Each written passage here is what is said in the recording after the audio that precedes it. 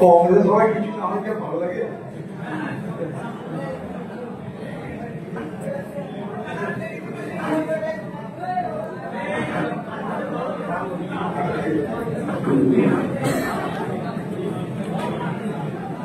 আজকের এই কর্মী সম্মেলনে যারা উপস্থিত হয়েছেন আমি তাদের সকলকে আন্তরিক অভিনন্দন এবং কৃতজ্ঞতা জানাই। দমকলের আজকের এই সভা দেখলে নিশ্চয়ই আগামী দিনে শুধু আমি নয়, জেলার সমস্ত কংগ্রেস কর্মীদের হিম্মত, সাহস, বিশ্বাস, ভরসা বাড়বে। গতকাল একইভাবে রানীনগরে কর্মী সম্মেলনের মধ্য দিয়ে একটা উৎসব দেখে এলাম। আজ যখন দমকলে প্রবেশ করছি কর্মী সম্মেলনে, সবার যত কর্মী আছে সেই সংখ্যার কর্মী বাইরে অবস্থান করছে, জায়গায় সংকুলান করতে পারিনি আমরা। তাই স্বাভাবিক কারণে যারা মনে করে যে কংগ্রেস শেষ হয়ে গেছে, যারা মনে করে কংগ্রেস বলে কিছু নেই, তাদেরকে বলতে চাই সবুজের নজর থাকে ভাগালে কখন মরা গরু দেখবে। তাই সবুজের সেই নজরে মুর্শিদাবাদের মানুষ কখনো সম্মতি দিতে পারে না। তাই শকুন চাইলেও মরা গরু দেখা পাওয়া যাবে না। মুর্শিদাবাদ জেলায় কংগ্রেস ছিল, আছে, থাকবে। কংগ্রেস জিতেছিল এবং আগামী দিনে জিতবে।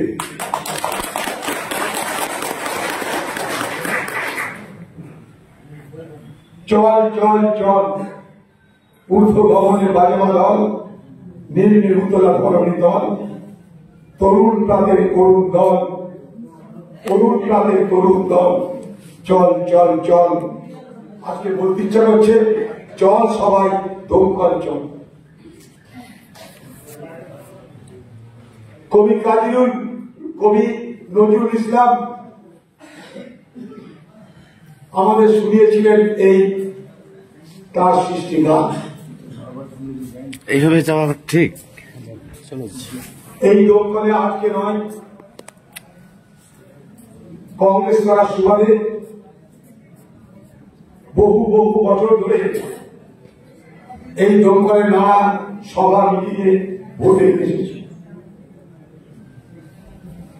যেটা দেখেছি তাহলে এই যে দমকলের কংগ্রেস কখনো হারতে পারে, কিন্তু লড়াইয়ের ময়দান ছাড়তে পারে না। রাজনৈতিক লড়াইয়ের ময়দান ছেড়ে কংগ্রেস দমকলে কখনো পশ্চাদপসরণ করেনি। তাই এই দমকলে পঞ্চায়েত নির্বাচনে সারা বাংলা আলোচিত হলেও দমকলের পঞ্চায়েত সমিতি, জেলা পরিষদ আমরা জিতেছিলাম।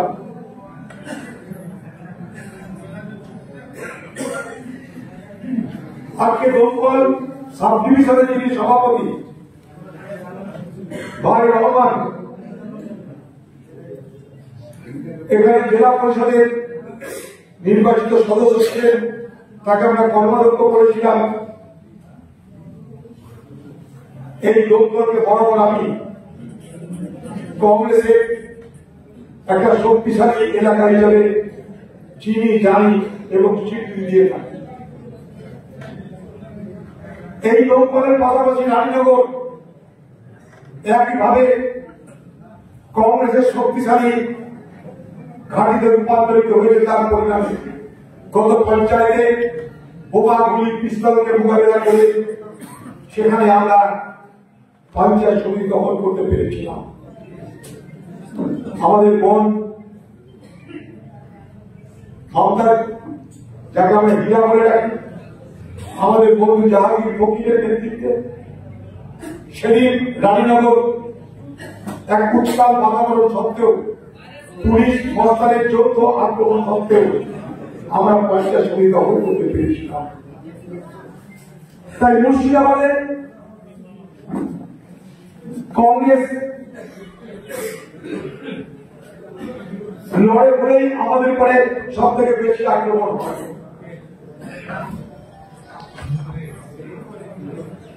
এলাকার মানুষ, এলাকার কংগ্রেস কর্মীরা, আমি ডিসেম্বর মাসে, গত ডিসেম্বর মাসে অল ইন্ডিয়া কংগ্রেস কমিটির পক্ষ থেকে যে অধিবেশন হয়েছিল, সে অধিবেশনে কংগ্রেস ওয়ার্কিং কমিটির মেম্বার হিসাবে অংশগ্রহণ করেছিলাম কর্ণাটকের বেলগাভি বলে একটা জায়গায়।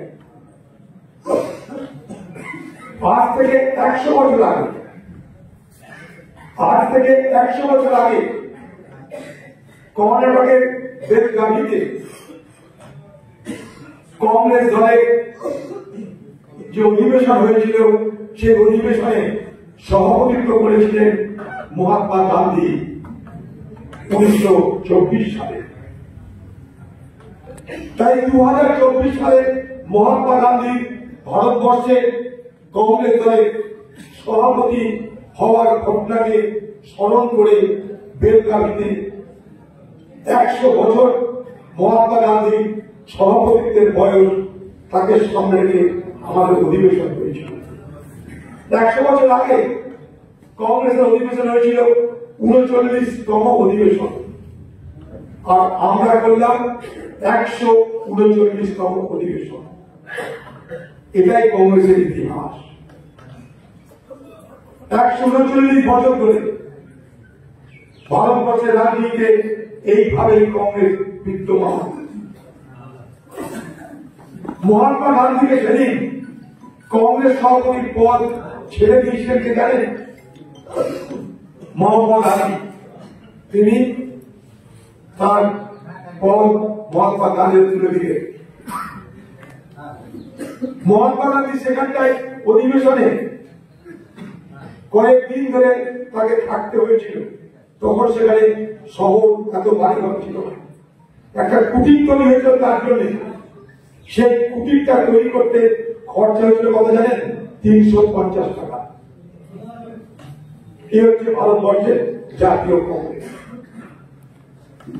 সেই ইতিহাস নিয়ে আমরা বেঁচে আছি, সেই ইতিহাস নিয়ে ভারতবর্ষের রাজনীতিতে আমরা চলতে পেরেছি। মহাত্মা গান্ধীর সে অধিবেশনে যে সমস্ত প্রস্তাব পাস হয়েছিল, তার মধ্যে ছিল কি জানেন? যে অস্পৃশ্যতার বিরুদ্ধে লড়াই করতে হবে।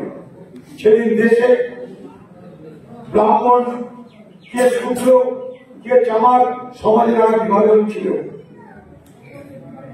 সেই অস্পৃশ্য সমাজকে পরিবর্তনের আহ্বান জানিয়েছিলেন মহাত্মা গান্ধী। আহ্বান জানিয়েছিলেন ভারতবর্ষের প্রত্যেকের জন্য সমান অধিকার, সমান ন্যায়, সমান বিচার দিতে হবে। আর ব্রিটিশের বিরুদ্ধে অহিংস পথে অসহযোগিতার আন্দোলন করে দেশ স্বাধীন করতে হবে। ভারতবর্ষের আগামী দিন স্বাধীনতার পর এ ভারতবর্ষের সকলের অধিকার সমান হবে। ধর্ম, পথ, বর্ণ সব ভেদাভেদ ভুলে গিয়ে সকলের জন্য সমান অধিকার, সকলের জন্য সমান ন্যায়, সকলের জন্য সমান বিচার, সকলের জন্য সমান স্বাধীনতা, সকল ধর্মের সমান অধিকার সেই দিনের অধিবেশনে পাস হয়েছিল। কবে? 1924 সাল। আর 2025 সাল।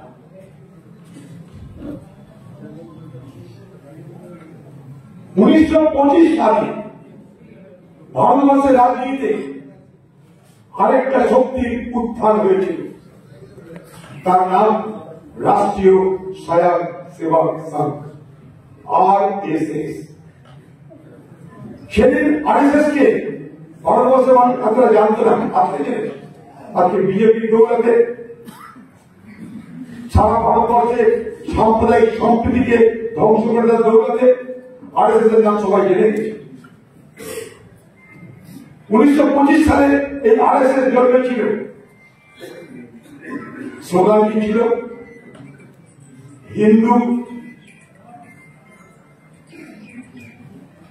হিন্দু রাষ্ট্র, হিন্দুত্ব। অর্থাৎ একটা দেশ হবে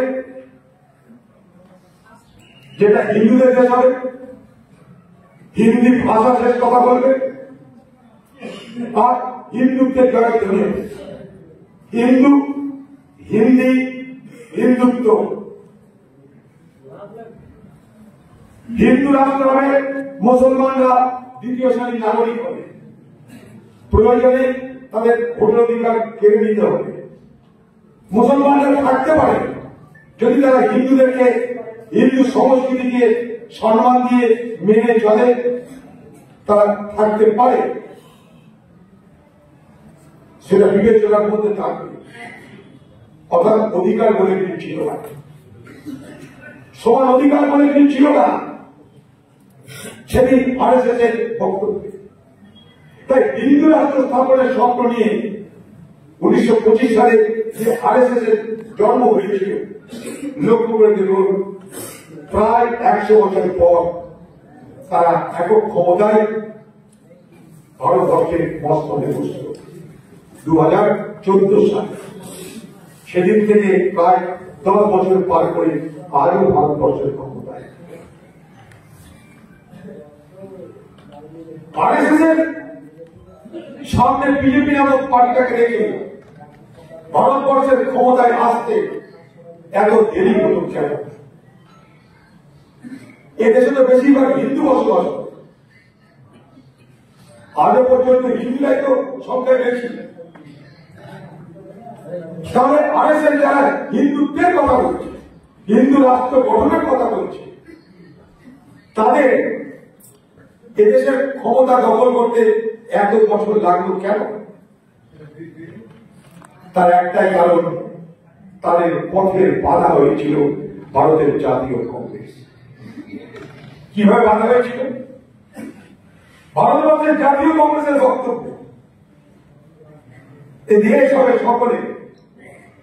সকলের অধিকার সমান, সব ধর্মের মানুষের দেশ, ধর্মনিরপেক্ষতা আমাদের পথ প্রদর্শক, গণতান্ত্রিক প্রক্রিয়ায় দেশ চলবে, মানুষের ভোট দানের মধ্যে দিয়ে সরকার নির্বাচিত হবে। এতগুলো ব্যবস্থাকে সামনে রেখে কংগ্রেস তার চলার পথ শুরু করেছিল আজ থেকে 139 বছর আগে। আর আজ থেকে 100 বছর আগে আরএসএস শুরু করেছিল হিন্দু রাষ্ট্র গঠনের জন্য পথ চলা। ভারতবর্ষের সবাইকে নিয়ে চলবার ক্ষমতা কংগ্রেসের ছিল বলেই কংগ্রেস ভারতবর্ষকে পরিচালিত করবার সুযোগ পেয়েছিল। সবাই হয়তো জানেন না যে আমাদের দেশ যখন স্বাধীন হল, এই দেশের জাতীয় পতাকাকে আরএসএস অস্বীকার করেছিল, স্বীকার করতে। আমাদের জাতীয় পতাকাকে মিটিং করে, মিছিল করে পোড়ানো হতো। কারা পোড়াতো? আরএসএস। কি বলেছিল তারা? তারা বলেছিল ভারতবর্ষের যে সংবিধান সেটা ভারতীয় নয়, তাই এই সংবিধান আমরা মানি না। দিল্লির রামলীলা ময়দানে সংবিধানকে পুড়িয়ে দেওয়া হয়েছিল, বলেছিল এই সংবিধান আমরা মানি না। যে সংবিধানে হিন্দু রাষ্ট্রের কথা নাই, সে সংবিধান আমরা মানি না। আমাদের পতাকা হবে গেরুয়া, তেরঙ্গা পতাকা মানি না, সংবিধান মানি না, স্বাধীনতা মানি না। আমাদের দেশ সেদিন স্বাধীন হবে যেদিন হিন্দু রাষ্ট্র গঠিত হবে। শুনেছেন কোনদিন এই পার্লামেন্টে দাঁড়িয়ে? আরে ভাই ক্যামেরা দেখতে পাচ্ছ না? পার্লামেন্টে দাঁড়িয়ে কোন সভায় দাঁড়িয়ে নরেন্দ্র মোদী আর পর্যন্ত বলেছে যে আমাদের দেশ ধর্মনিরপেক্ষ দেশ? শুনেছেন মোদী? কেউ শুনবেন না। লক্ষ্য করার চেষ্টা করে কোনদিন বলেনি মোদী যে এটা গণতান্ত্রিক এবং ধর্ম নিরপেক্ষ দেশ। এ কথা কোনদিন মোদী বলেনি।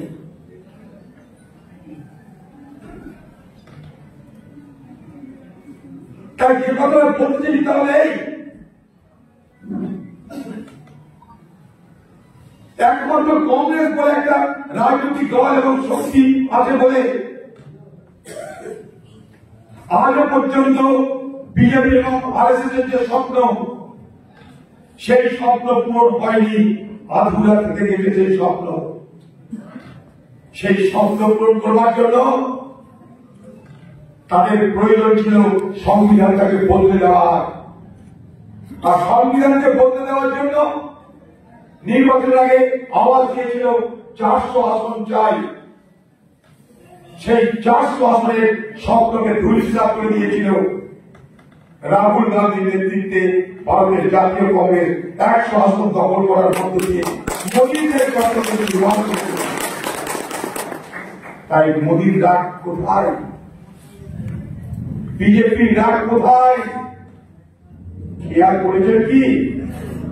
বিজেপি পার্টির স্লোগান কি ছিল ভোটের সময়? 2014 সালে মোদী ভোট করতে আসছে, স্লোগান কংগ্রেস মুক্ত ভারত চাই। তাদের লক্ষ্য কংগ্রেস মুক্ত ভারত। তাই মোদী আসার সঙ্গে সঙ্গে ভারতবর্ষে কংগ্রেসের সিট কমে গেছিল। বিজেপি ক্ষমতা আসছে, কংগ্রেসের আসন কমে যাচ্ছে। কংগ্রেসের আসন যত কমছে, বিজেপির তেজ তত বাড়ছে। কংগ্রেসের আসন যত কমছে, বিজেপি আরএসএস এর সাম্প্রদায়িকতার আওয়াজ তত বাড়ছে। যদি 400 আসন পেয়ে যেত, দেশের 12টা বেড়ে যেত। 400 আসন রুখে দেওয়া হয়েছে। তাই মনে রাখবেন একটা কথা, মোদী কখনো এই কথা বলেনি তৃণমূল মুক্ত ভারত চাই। বিজেপি কখনো এই কথা বলেনি, আরএসএস বলেনি যে তৃণমূল মুক্ত ভারত চাই। তারা এমনও বলেনি যে তৃণমূল মুক্ত বাংলা চাই। তারা কি বলে? কংগ্রেস মুক্ত ভারত চাই।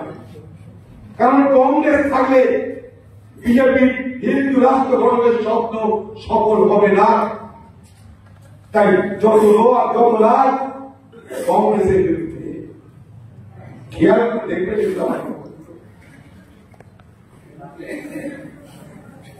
আজকে কংগ্রেসকে দুর্বল করতে মোদী বিজেপি দীর্ঘাত মেহনত করছে। ইন্ডিয়া জোট নামে একটা জোট গঠন করা হয়েছিল। কংগ্রেস তাদের মতামত দিয়েছিল কেন? আমরা চেয়েছিলাম দেশের স্বার্থে,